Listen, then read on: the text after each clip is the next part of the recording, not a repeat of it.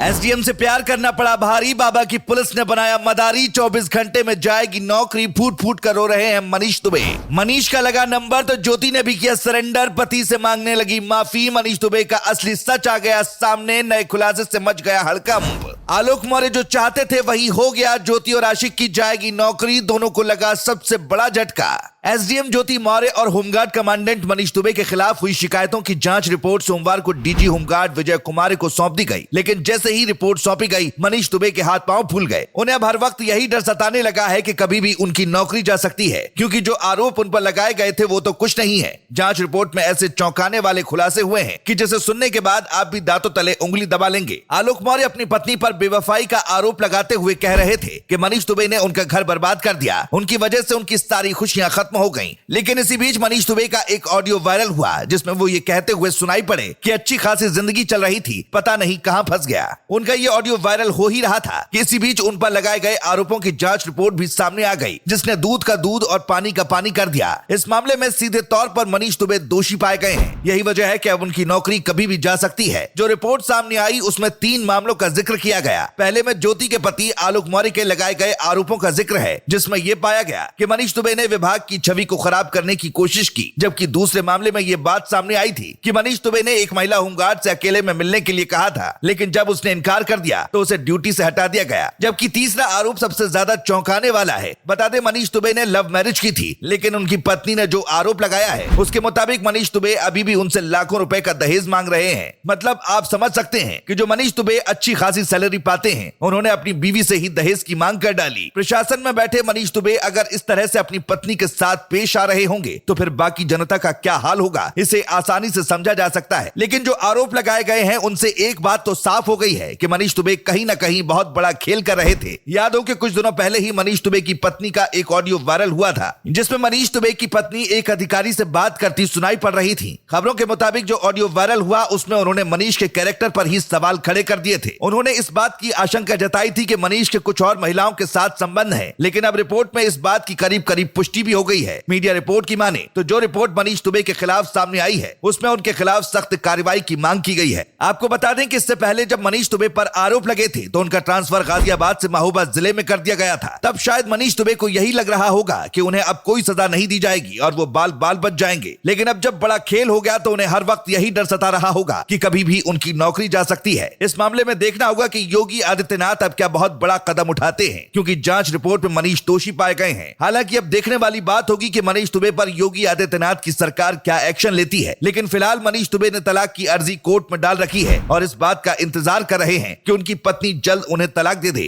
मनीष दुबे को तलाक मिले ना मिले, लेकिन जो काम उन्होंने किया है उसके लिए सजा जरूर मिलेगी। दोस्तों, आपके हिसाब से मनीष दुबे को किस तरह की सजा मिलनी चाहिए, कमेंट में जरूर बताएं। Bureau report.